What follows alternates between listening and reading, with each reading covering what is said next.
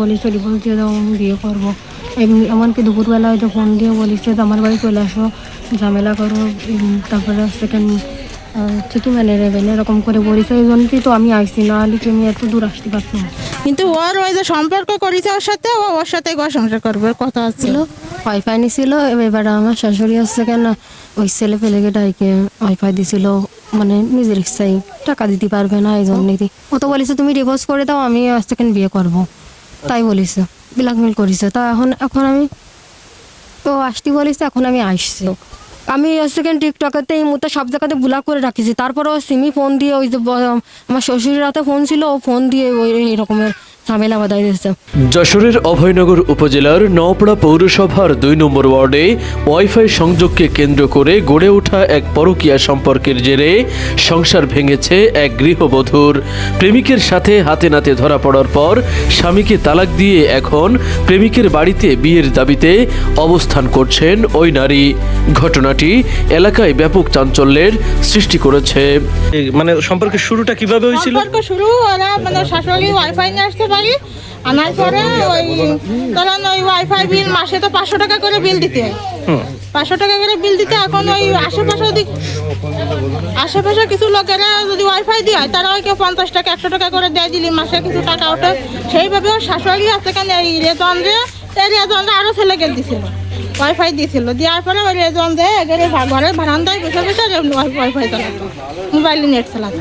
ওই চালাতে এদের দুজনের সম্পর্ক হয়ে যায়। স্থানীয় সূত্রে জানা গেছে, প্রায় 6 বছর আগে নওপাড়া এলাকার হুমায়ুন কবিরের ছেলে সজীব নাইরুলের সাথে বিয়ে হয় নড়াইল সদর উপজেলার কমখালি গ্রামের শিমুল মোল্লার মেয়ে অন্তরা খানমের।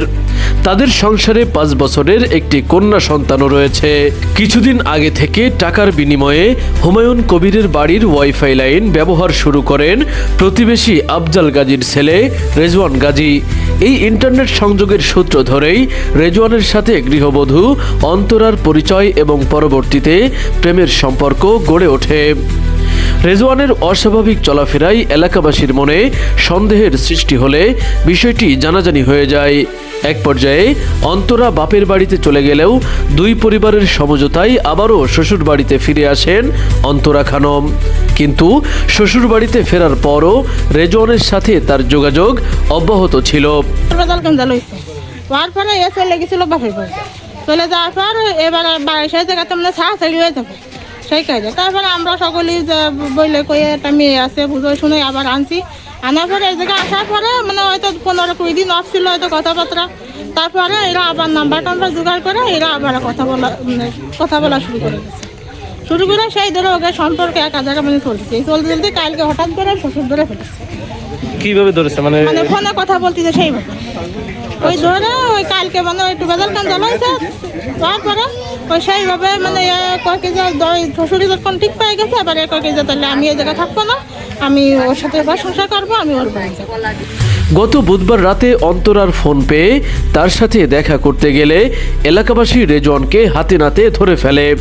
এ ঘটনার জেরে বৃহস্পতিবার সকালে কাজীর মাধ্যমে স্বামী সজীব নাইরুলকে তালাক দেন অন্তরা খানম। এরপর দুপুরে তিনি সরাসরি প্রেমিক রেজওয়ান গাজীর বাড়িতে গিয়ে ওঠেন। তো যে বলেছে ডিভোর্স দিয়ে দাও, আমি বিয়ে করবো।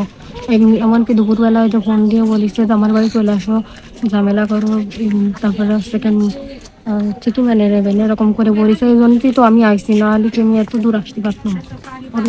আচ্ছা, তার মানে ছেলের আশ্বাসে আপনি এসেছেন হ্যাঁ, যে একটা জুই ঝামেলা না বাঁধা পর্যন্ত তারা বিয়ে দেবে না, মানবে না, তাই তো? হ্যাঁ, আর ও তো ওর মানে ফ্যামিলির বাড়িতে।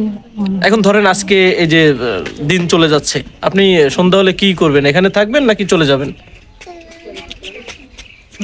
হ্যাঁ, দেখি ওয়াশটা পর্যন্ত। বুঝি নাই, বলেন।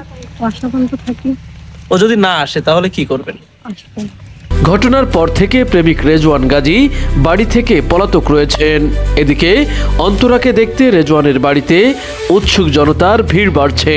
এ বিষয়ে রেজওয়ান গাজীর মা গণমাধ্যমকে জানান, তার ছেলে যে কোনো অন্যায়ে লিপ্ত ছিল তা পরিবার জানতো না। তিনি স্পষ্ট জানিয়ে দেন, রেজওয়ান যদি এই নারীকে বিয়ে করে তবে এই বাড়িতে তাদের কোনো জায়গা হবে না। আমার ছেলে যে এরকম করতেছে দীর্ঘদিন, তারা যে বললো আমার কোনোদিন একদিন বলেছে ওই যে চলে গেছিল, তারপরে তারা মীমাংসা করে নিয়ে আইছে, তার পরবর্তীতে আমার কোনোদিন অবজেকশন জানায়নি। এখন আমি কি করে বসবো বলেন? আর আচ্ছা। তারা ওয়াইফাই দিয়েছে, টাকা নেয়, তার জন্যই তার বাসায় যায়।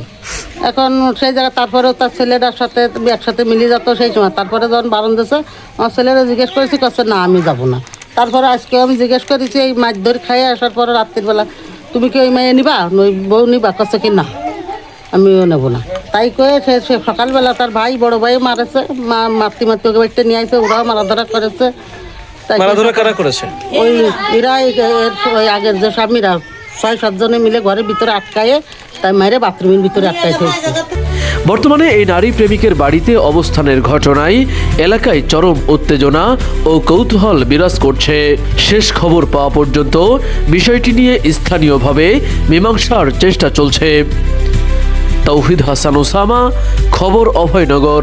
আপনি কি শিশু ও কিডনি রোগের বিশেষজ্ঞ ডাক্তার খুঁজছেন? তাহলে আর দেরি না করে আজই যোগাযোগ করুন ইউনিক ডায়াগনস্টিক অ্যান্ড কনসালটেশন সেন্টারে। এখানে নিয়মিত রোগী দেখছেন ডাক্তার মোহাম্মদ আওরঙ্গজেব, গাজী প্লাজা, সরকারি হাসপাতাল রোড, নওপাড়া, অভয়নগর, যশোর।